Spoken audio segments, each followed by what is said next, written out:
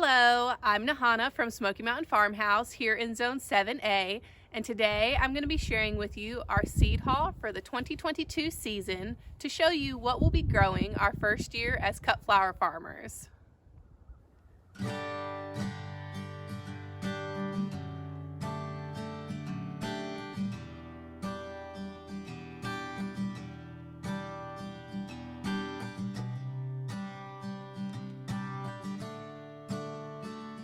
So I'd like to start off by saying this is our first year flower farming, and many of these varieties that I'm going to share with you I have never grown before. I have grown flowers in our vegetable garden, but never to this scale and this many varieties. So this is just a way of us documenting our growth and sharing it with you. And as we learn throughout the season what varieties we like and what we don't like and what we plan on getting more of or more colors of, we will share that with you as well. So let's go ahead and get started and talk about what seeds we have. The majority of these seeds came from Johnny's or Baker's Creek. A few of them from Eden Brothers, and then some left over from last year.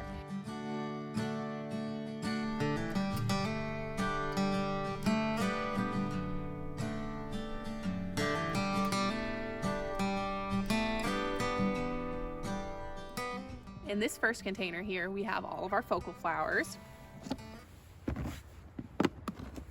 I organized them in alphabetical order and I labeled them with the variety and the date based on our last frost date that they should be planted. This first container here is the Aster. So we have Aster Giant Perfection Mix. And then another Aster Salmon Ghanaian.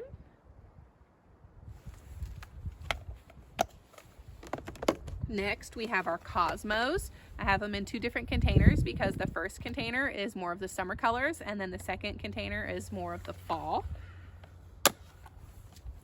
Here first we have Cupcake Blush, Cupcake White, and Purity. And next we have Cosmo Seashell. I planted those last year. And then Fizzy Rose Peacoat. I planted those also last year. And then Double Dutch Rose. Here.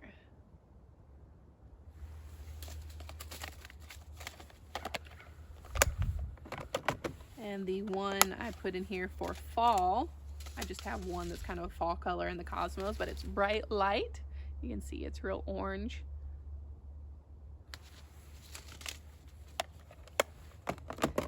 And then next we have Daisies. This is a Painted Robinson's Giant Mix. I mainly got that for our daughter because she loves pink and she said they looked pretty, so she can have a big patch of giant pink daisies. Next we have Oxeye Crazy Daisies and Shasta Daisies.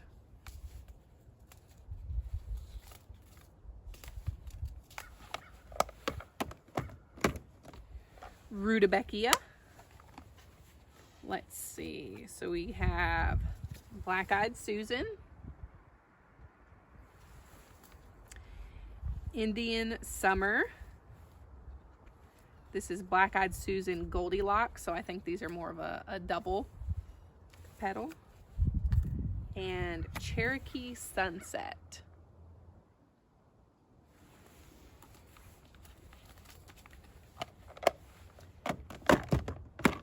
And next we have Snapdragons. This is Apple Blossom, Bridal Pink, Costa Apricot, Madam Butterfly Bronze, Madam Butterfly Red, Potomac Ivory, and Potomac Lavender. So next up we have all of our sunflowers. I separated the sunflowers into three different groups. These are more of the spring colors, summer, and fall. We'll start with the spring here. I put in Lemon Queen, And then Pro Cut White Light and Pro Cut Gold Light. Now the Pro Cuts are the single stems. I do have some branching varieties. We're gonna grow both and see which we like better, but I would like to get a lot more of the Pro Cuts. Since you should succession plant sunflowers about every 2 weeks, I feel like we're gonna need a lot more than we have, but we do have a good starting point. And here I have another Pro Cut. This is the Pro Cut Orange. And then we have a branching variety, Gold Rush. And then Henry Wild. Now I don't know how Henry Wild will do for a cut flower as far as how much pollen they'll leave behind, but I did have them in here, so I just went ahead and added them. And then Teddy Bear. Next we have the fall colors. Moulin Rouge, this is a branching variety. And then Evening Sun. Evening Sun is one that I grew last year in the garden. Again, this is another one. I don't know how it'll do as a cut flower because I don't know how much pollen it'll produce. The Moulin Rouge is supposed to be good as a cut flower. It's a branching variety, and the Evening Sun is a branching variety as well. But like I said, I'm not sure as a cut flower, but I'm gonna go ahead and give that a try and plant some of those. Next up, we have zinnias. I separated them into two colors as well. We have more of the summer colors and fall colors. Here, these may be some of the ones I'm most excited about growing. I did grow zinnias last year too, but this is the first time that I have grown the Queen Lime series. So here we have Queen Lime Red, Queen Lime Blush, and Queen Lime Orange. I am so excited about growing those. They just look so antique-ish, vintage, just beautiful in a bouquet. Then we have Cream Yellow Giant Dahlia Flowered Zinnia, Exquisite, and Sonora. And then next here we have Illumination,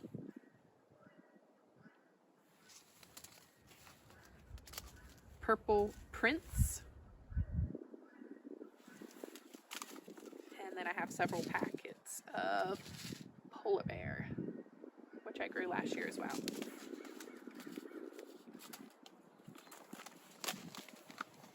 So those were the spring colors. They were more of the pinkish, purplish, and then the blushes. And then in here, we have more of the oranges and the reds. So Bernie's Giant Deep Red, Margarinia, Will Rogers, and Eldora.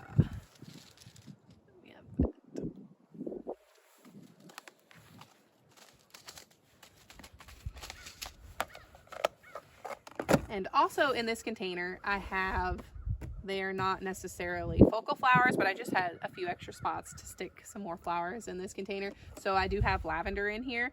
I have Purple Elegance lavender, and I do have another packet that's not in here that's just a basic lavender that I plan on planting all around the farm.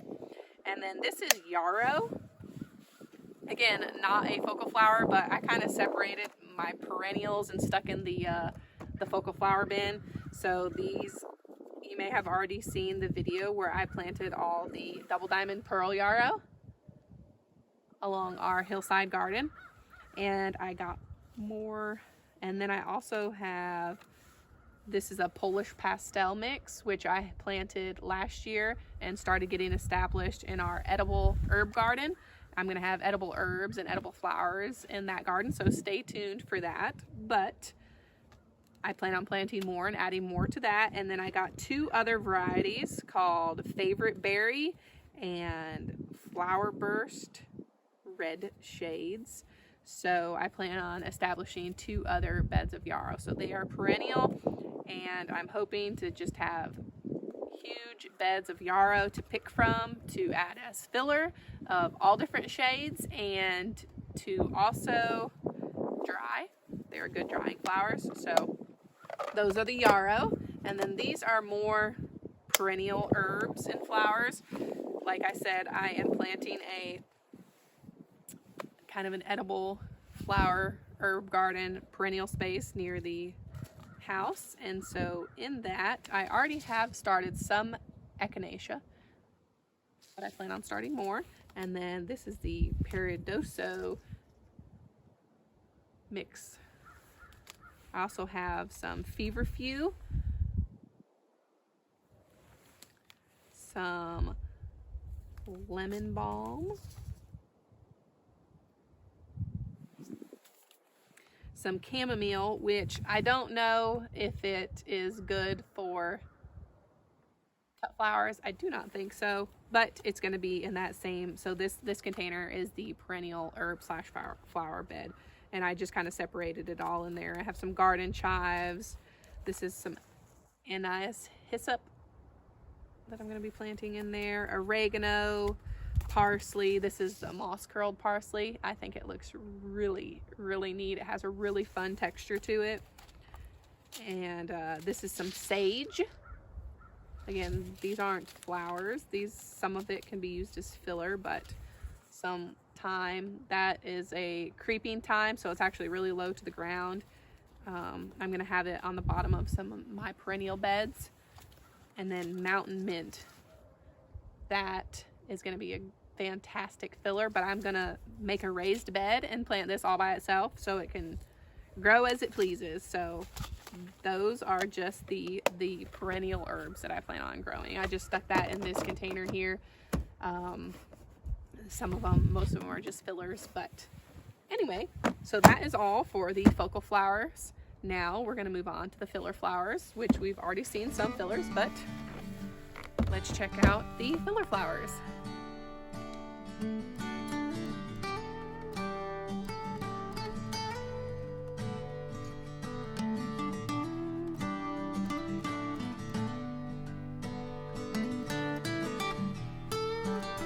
I organized this the exact same way as the other container, except that I put all of the small flowers on one side and all of the greenery on the other side. In the first container here, we have ageratum, the timeless mix. Next we have amaranth, we have golden giant, and opopio.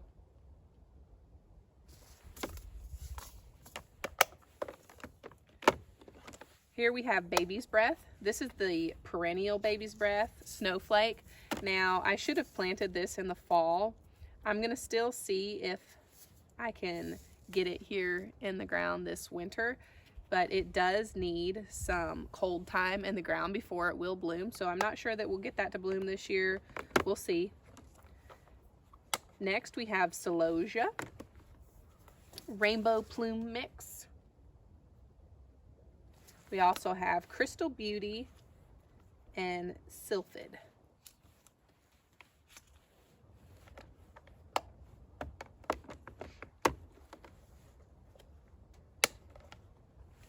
Delphinium, Magic Fountain Mix, and Lilac Spire.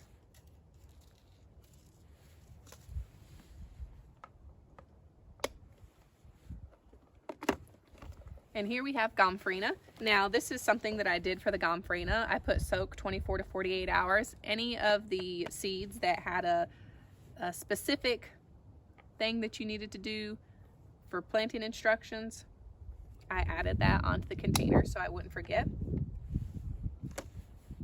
This is globosa mix, and then strawberry fields.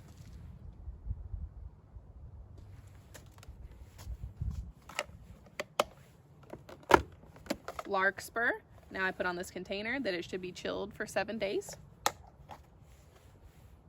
Fancy Smoky Eye, Misty Lavender, and then here I just have a standard mix that I picked up from Eden Brothers.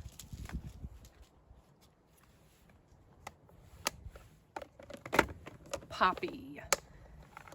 I do not know if I will plant poppies this year. I don't know if I'll have the space, but we do have a few different varieties. Falling in Love, Mother of Pearl, Lilac Pom-Pom,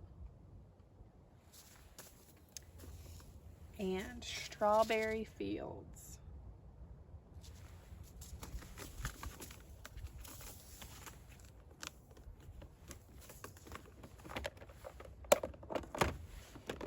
Next we have some Status. This is just Johnny's Pastel Mix. That's the only one I have of that. And then some Straw Flower. Here we have Saltane Mix and a Purple Red. Now we're getting into the greenery. So first for the greenery, we have Basil, Mrs. Burns Lemon Citrus Basil, and some Cinnamon Basil. I'm excited to smell both of those.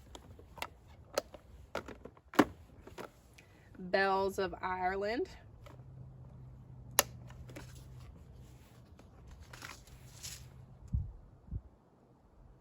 I should have probably planted those in the fall as well, but I'm going to try to chill them in the refrigerator and see what we can do with those. Blue Plurum. This is just the green gold Blue Plurum.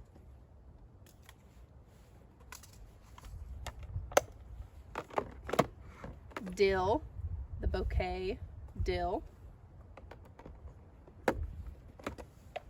We have some Dusty Miller Silver Dust. And some Sweet Annie. So that is all the flower seeds that we have for our first year flower farming. Now obviously that doesn't include any flowers we're growing from bulb, tuber, or bush. We do have some dahlias coming this spring that I cannot wait to share with you. Here we just had the annual seeds and perennial seeds. And in our next video, I'm going to share with you our vegetable seeds that we got for this year and what our plans are for our home garden. As always, thank you for watching our Small Farm Grow.